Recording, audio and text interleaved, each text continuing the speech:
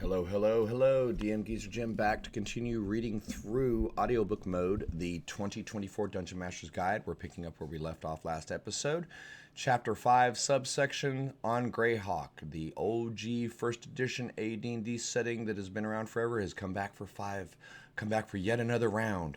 But the chapter is using Greyhawk as a description of the techniques, tools, and methods that we've discussed in Chapter 4 and 5 regarding adventure design and campaign design. While Greyhawk has been around for a long time, the DM's Guide, the 2024 book, is using this to demonstrate the principles that we've already been talking about. It's not a super dense, not a super fleshed out thing about Greyhawk, but it's a good starting point for a new DM, and it's a great way to understand the concepts of world building, even if you're going to go do your own thing. So if you're not going to touch Greyhawk and use it, that's perfectly fine. But I think this section is still important to give you an example, a brief example of what you need as a basis for a setting. So let's continue along. Now we're getting into some meat here, as it were. The free city of Greyhawk. What you're seeing first is a new, improved, updated map of the large city. This is the namesake of the setting, the capital. It's not really a capital, it's a free city. It's got the landgraftum of Celentan that surrounds the city itself. It's a city-state. It's not a country. It's not a nation. It's not anything more than that. But it is kind of the central point of the campaign world. So let's get into it.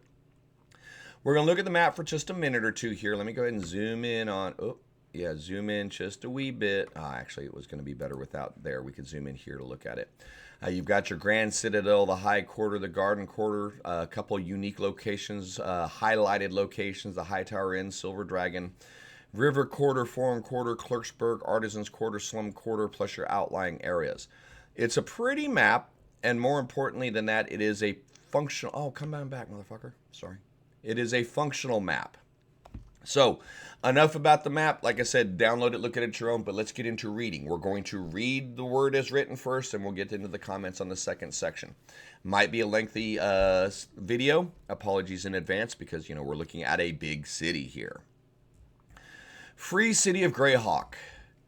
Would-be heroes are drawn to the free city of Greyhawk by promises of adventure. The city is rife with opportunities for peril and plunder.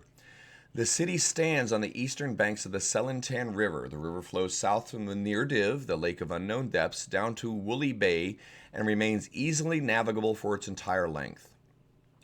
Once a frontier hub of the great kingdom of Aarti, Greyhawk proclaimed itself free and independent 78 years ago, claiming the Celentan Basin as its territory. Adventurers drawn to the nearby ruins of Castle Greyhawk have provided a steady influx of cash to the city in the years since. Throughout this section, if a creature's name appears in bold, you'll find that creature's stat block in the monster manual. If a creature's alignment isn't specified, you decide what the creature is. Start here. The city of Greyhawk is a great starting point for a D&D campaign for many reasons, as discussed in the sections that follow. Adventure hooks. The city contains plenty of rumors, local legends, and quest givers, any of which could point the characters to their next adventure. The sample adventures that were given in Chapter 4 can all begin in the city of Greyhawk. Bastion friendly. There are ample places within the city and on the city's outskirts where adventurers can build bastions. Key conflicts.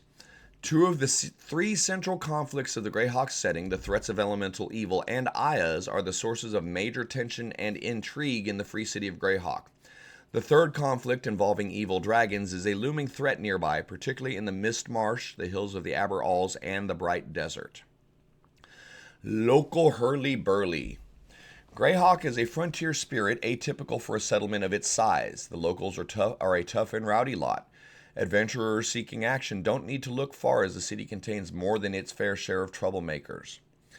Nearby attractions. North of the city are the Cairn Hills, east, which are known to have tombs and dungeons hidden amongst them. Nearby are a forest, a swamp, and a desert.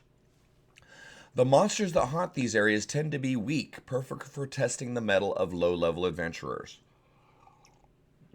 A port in the storm. The city provides a place to rest, heal, acquire information, and procure magic items. Adventurers looking to visit distant lands can book passages on ships docked at the wharf. A trade hub. Adventurers can buy gear and sell their hard-won loot in the city's shops and markets. The next section is how to use the city. A bustling city like Greyhawk can serve the following important functions in a campaign. Background connections. Use the backgrounds of the characters to connect them to people and places in the city. These connections help the players feel like Greyhawk is their character's home, or will quickly become their new home. A character who was born and raised in Greyhawk might have known one of the city's prominent figures for many years, while someone who has just arrived in the city might have a mutual friend with that connection, or might carry a letter of introduction recommending them to that person. Each location detailed in the city location section includes potential connections for 2 character backgrounds. Examples. City activities. Greyhawk is an ideal place for activities that support adventuring. There's endless opportunities for social interaction in such a bustling place, as well as places where characters can rest and recuperate between their adventures, acquire new adventuring gear, and spend their gold, because we didn't just talk about that. Sorry. Home base. As a home base for characters, Greyhawk can serve as a place to live, train, and recuperate between adventures. As described under the Getting Players Invested section earlier in this chapter, Greyhawk offers a host of potential friends, rivals, villains, and resources. Use the people and locations mentioned in this chapter as a starting point for fleshing out characters' connections to the city, and work with your players to develop those connections. Choose one neighborhood of the city, see the city neighborhood sections below, as a focus for the characters and their activities. Urban adventures. A city isn't just a place to spend time between adventures. Plenty of adventures happen within the city walls. From were-rats in the sewers to scheming bureaucrats in the halls of power, danger lurks around every corner. The next section is the city overview, and this is kind of a cool artwork of the outer walls along the Celentan, where all the Renee River bargemen hang out. So the city overview. The city is yours to make your own. A few important features and locations are described in the sections that follow, but otherwise flesh out the city as you and your players see fit. The city government. The free city of Greyhawk is ruled by a council called the Directing Oligarchy, made up of 16 co-equal rulers.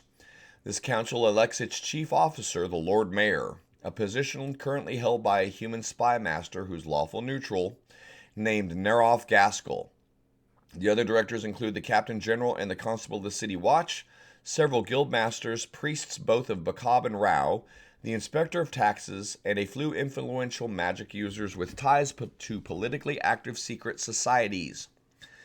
Several of these directors represent criminal or unsavory interests, including Neroth Gaskell himself, who achieved his position and wealth as owner of a notorious gambling den.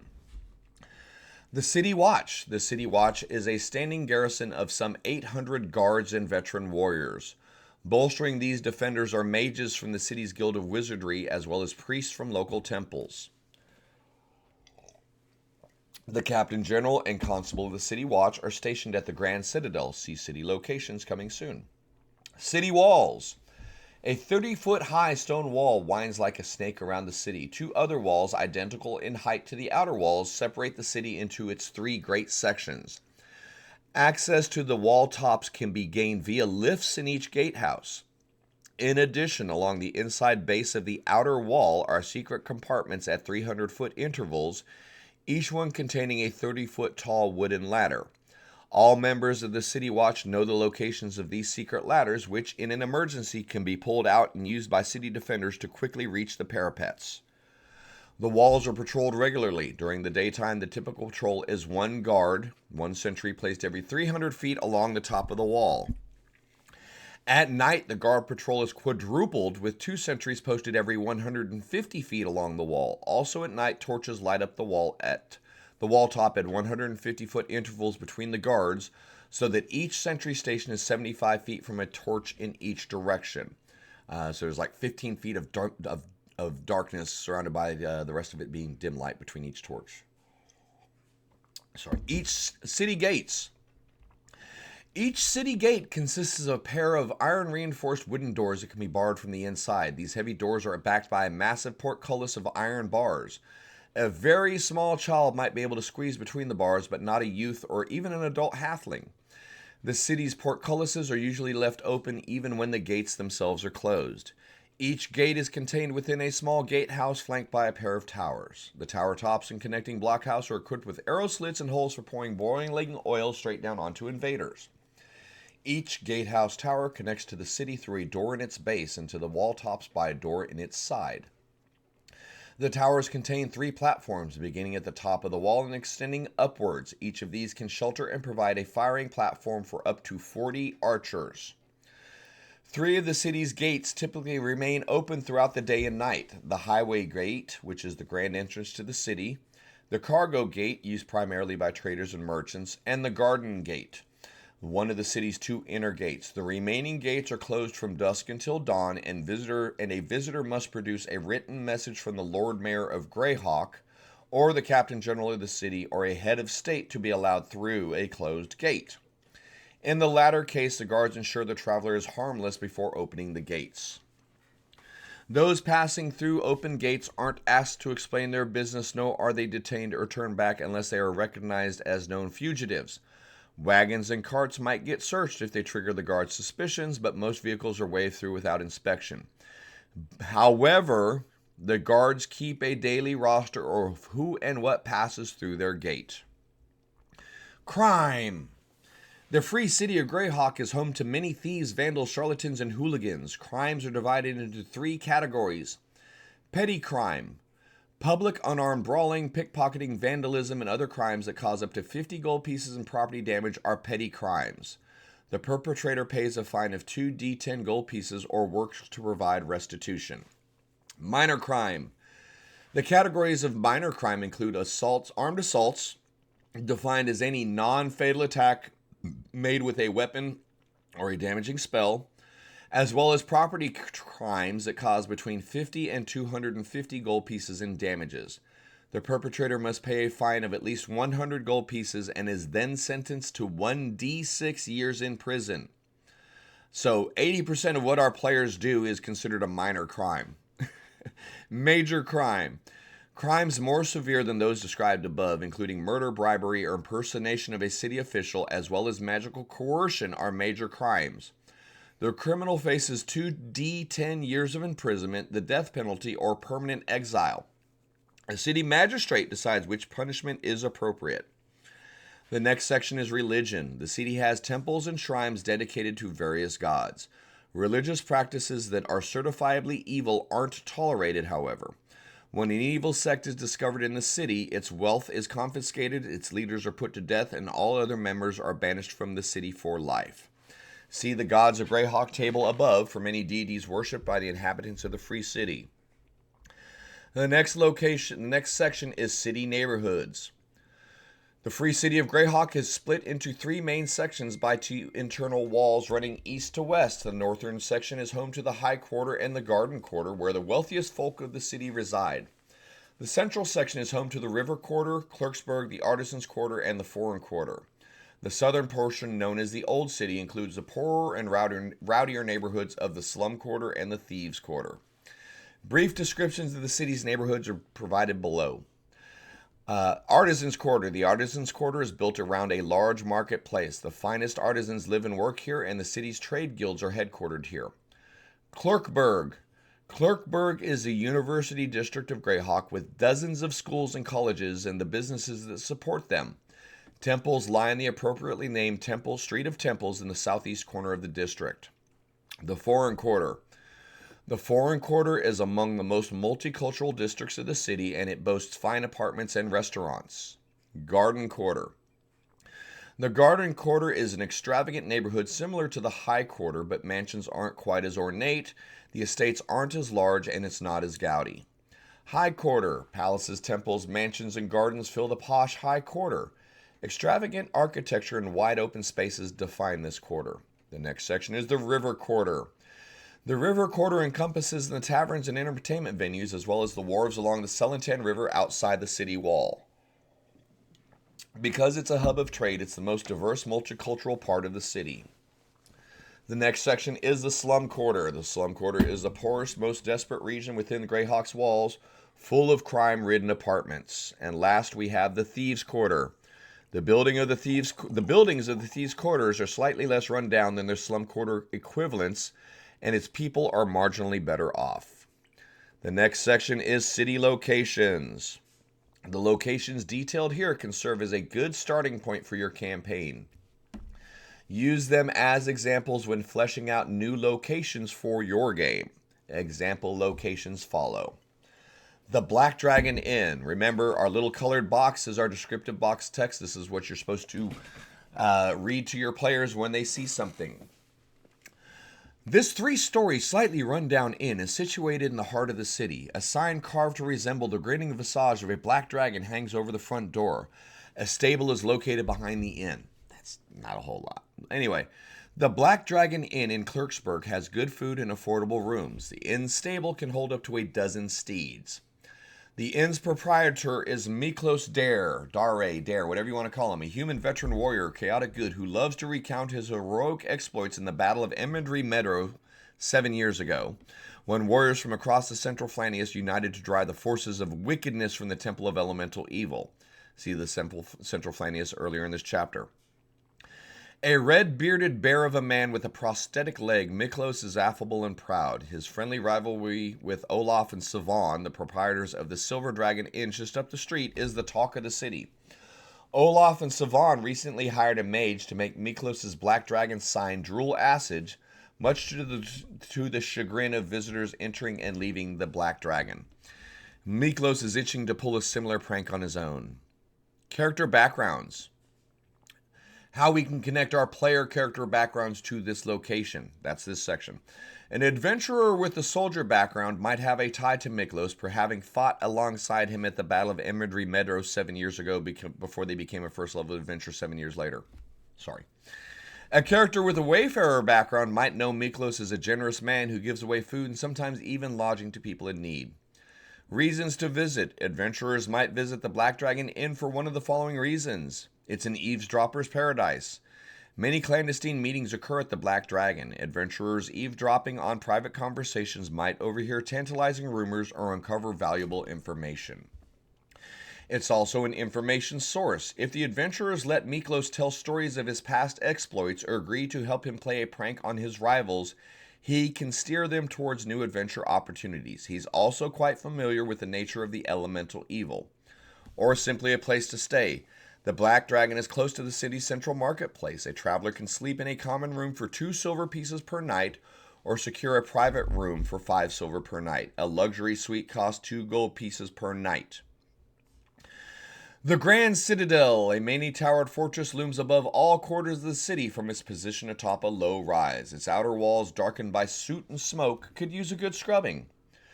The grand edifice at the northern end of the High Quarter, simply called the Citadel by the city's inhabitants, contains barracks for the city watches, the office of the Captain General, the city's treasury, and a large store of armaments for the emergency citizen militia. The Citadel also contains a prison where the city's most hardened criminals are incarcerated. The Captain General of the City Watch is Centaur Nurov, a tall human veteran warrior, neutral good, with thinning blonde hair and a mustache. Centaur is usually incorruptible, but he is under great stress. The rulers of Stoink, a fortified town in the Bandit Kingdoms, have captured Centaur's brother Sarek and are forcing the Captain General to provide information about Greyhawk's defenses and local politicians. Centaur gives this information to a human spy, Chaotic Evil, who stays at the Black Dragon Inn under the false name of Skanda Drond. Centaur is unaware that the bandit lords of Stoink are pawns of Ayaz, who dreams of conquests extend to the free city of Greyhawk and far beyond. The city's constable, who serves as a second in command to the Captain General, manager of the members of the Watch, and a member of the directing oligarchy, is a compassionate priest of Palor named Derridor Fanshin. Her kindness and talent for healing make her well loved amongst the Watch, and as a former adventurer, she is sympathetic to the adventurer's needs. She is unaware of Centaur's compromised position. Character backgrounds. Adventurers with a criminal or guard background might have a connection to the Grand Citadel involving a past run-in with the law or past services of the Watch. Reasons to visit. Adventurers might be drawn to the Grand Citadel for one of the following reasons. An appointment. The adventurers might have an appointment to speak with Centaur Nurov, perhaps because they need help freeing a companion who is arrested for a crime, or because they wish to report a threat to the city, or break-ins and breakouts. The adventurers are hired to break into the Citadel's treasury vault or break someone out of the Citadel's prison. The imprisonment, or characters have been in prison in the Citadel for some horrible crime, some heinous crime. The next location is the Great Library. Long section, guys. The front of this building is a grand sweep of granite walls and tall columns. A wide ramp leads to a pair of massive doors flanked by stone-carved dragons. Inside, it's cool and musty. Weapons and armor are not permitted in the Great Library. If anyone wearing armor or carrying a visible weapon tries to enter the library, or if a thief is spotted trying to leave the library with one or more stolen books, the stone-carved bronze dragons flanking the entrance animate and attack. These statues are stone golems. Abra Sagast, a crusty and irascible dragonborn sage, serves as the head librarian. Abra, who is an archmage of chaotic good bend, has bright green eyes, and her bronze scales are tinged with an aquamarine blue.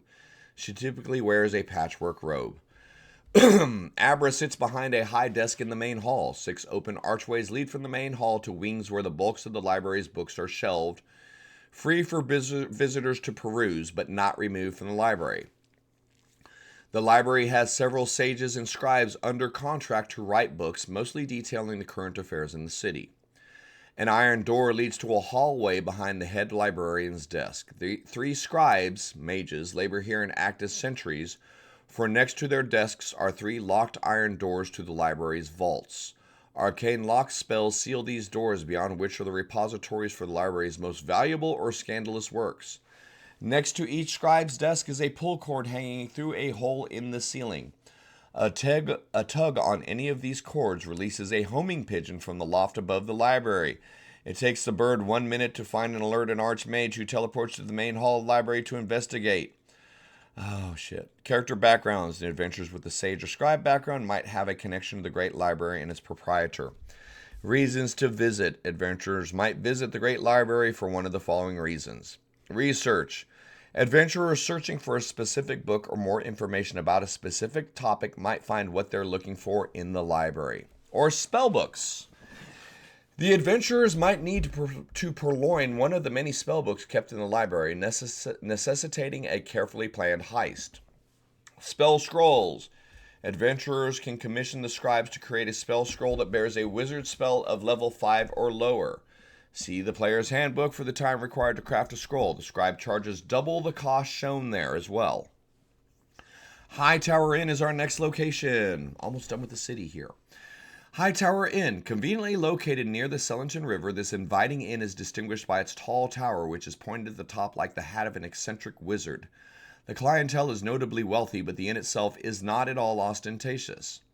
The Hightower Inn's human proprietor, Erlin Goodfellow, is a soft-spoken, middle-aged, pot-bellied mage, lawful good with gray hair, bright blue eyes, and platinum-rimmed spectacles. She dabbled in adventuring before realizing she had little taste for danger, and her life's calling might involve more sedentary pursuits. Few guests knew of Elrin's magical abilities, as she rarely cast spells in front of strangers. The Hightower, located in the Garden Quarter, is a favorite haunt for some of the city's most famous wizards, including Otto and Jalazari, members of the Circle of Eight. Character backgrounds. Adventurers with the merchant or noble background might have a connection to the Hightower Inn, which caters to peoples of means. Reasons to visit. Adventurers might visit the Hightower for one of the following reasons. An information source. Elrin knows all the local rumors. If she trusts the adventurers, Elrin can direct them to a NPC who needs their services. Places to stay. The adventurers need a place to stay, and the Hightower boasts comfortable quarters, ample supplies of wine and ale, and spicy food. The establishment has 6 private sleeping chambers, each of which rents for 3 gold pieces per night. 3 of the guest rooms are in the tower, each one on its own floor. Spellcasters. The adventurers might have business with a powerful spellcaster staying at the inn. The next city location is the Silver Dragon Inn. This grandiose multi-story inn sports a wooden sign bearing the words Silver Dragon Inn in fancy silver script, the S shaped like a silver dragon. A more modest sign next to the front door reads, "No metal armor. Shields and weapons must be checked at the door." The Grand Silver Inn, located in the Foreign Quarter, is often the first place sought by new arrivals to the city. The prices are average, but the food servings are huge. The inn's menu includes spicy bean dishes, seafood delicacies of the Wild Coast, and rice and vegetable entrees. Weapons larger than daggers must be checked at the door together with shields. Customers wearing metal armor are not admitted. 2 bouncers, neutral tough bosses, stand at the door politely enforcing the rule. The inn's married human proprietors, Olaf Al-Azul and Savan Al-Azul, speak multiple languages and use humor to raise the spirits and diffuse tensions. Olaf can also almost always break up a fight before it starts, generally with a round of drinks for the instigators. Savan is quiet and introspective, but he always keeps a hilarious joke or cutting remark at the ready. Character backgrounds.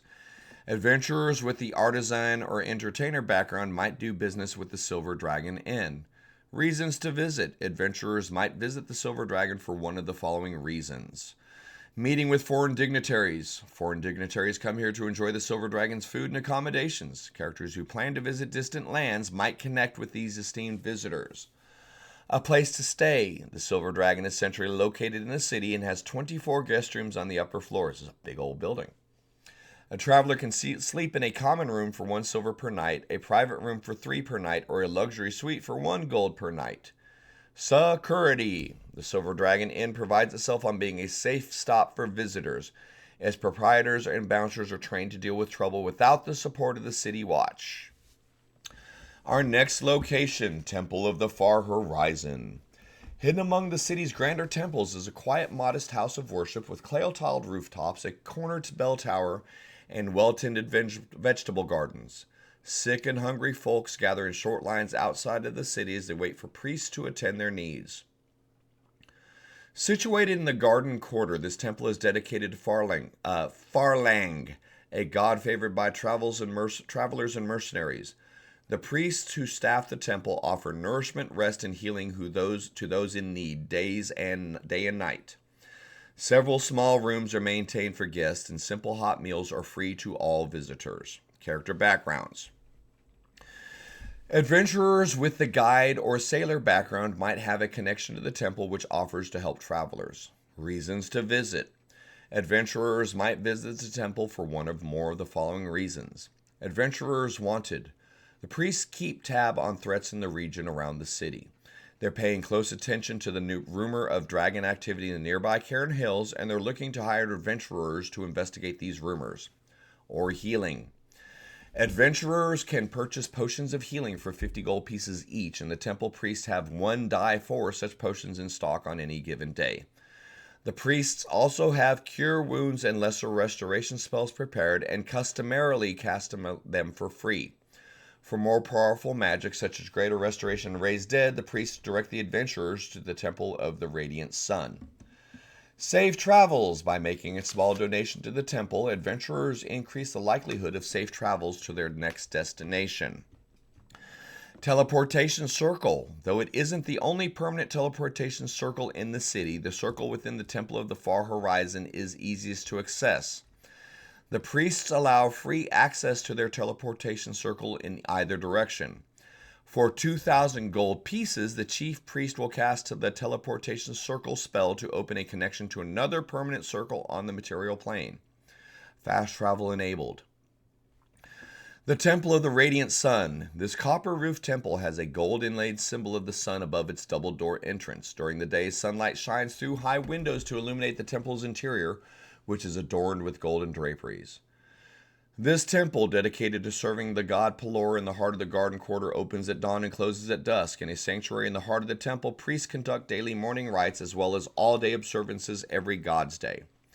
Sorana, the temple's archpriest, is a middle-aged human woman wearing a sun-shaped headdress and yellow and gold robes. She is never seen in public without her staff of healing. Sorana has straw-colored hair, golden eyes, and a forgiving nature. Character backgrounds. Adventurers with the Acolyte background might have served the Temple of the Radiant Sun, while those with the Farmer background might seek it out as a place for blessings. Reasons to visit. Adventurers might visit the temple for one of the following reasons. Healing. The temple sells spells, scrolls of greater restitution for The temple sells spell scrolls of greater restoration for 3,200 gold pieces each, and spell scrolls of remove curse for 300 gold pieces each. And the priests have 1d3 copies of each scroll in stock on any given day. The priests also have cure wounds and lesser restoration spells prepared, which they customarily cast for free. Raise dead. Archpriest Serana is one of a handful of people in the free city of Greyhawk who can cast the Raise Dead spell, but she needs the requisite 500 gold piece diamond to do so. Serrano can recommend a jeweler who sells diamonds of sufficient value. Before agreeing to cast the spell, Serrana casts Zone of Truth and asks questions about the deceased individual to make sure she's not returning to life, someone who should stay dead. And then services to the greater good. The temple might call upon the adventurers to perform good acts in the city or abroad. Serrana is particularly vigilant about the threat of elemental evil, since she was involved in the battle at the Temple of Elemental Evil 7 years ago. In exchange for their service, the characters and their companions are entitled to a 50% discount on goods purchased at this temple.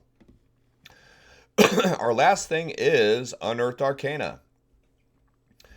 This quaint two-story shop has a sign depicting a white-bearded human wizard holding a staff that has a copper ball affixed to its tip. Displayed in the store's window box are various potions, scrolls, wands, and wondrous oddities. Magic items are bought and sold in the Unearthed Arcana, a quaint shop in Clerkburg. Magical wards render the store's windows and doors shatterproof, and no one can use magic to enter or leave the shop without the consent of its proprietor, Morley, whose quarters take up the second floor. Morley is an adult copper dragon, chaotic good, who spends his days shapeshifted into a talkative, alert, white-bearded human mage wearing a pointed hat, frayed robes, and pointed slippers. Only a few people in the city, including the esteemed local members of the Circle of Eight, Jarlazari, Solivarian, and Otto, know Morley's true forms. Morley is one of the city's secret weapons, ready to repel invaders, or break a siege should the need arise. The dragon has a soft spot for adventurers who risk their lives for good causes. He occasionally loans magic items free of charge to valorous heroes who can't afford them, on the condition that the items be returned to him as soon as they're no longer needed. Character backgrounds. Adventurers with a charlatan or hermit background might have a connection to Unearthed Arcana, as Morley has a variety of unusual interests. Reasons to visit. Adventurers might visit Unearthed Arcana for one of the following reasons: buying and selling magic items. Morley buys and sells magic items at standard prices. See Chapter 7 for the guidelines. Although he keeps a few magic items in the shop to catch the eye, most of his inventory is stored in an extra-dimensional vault only he can access.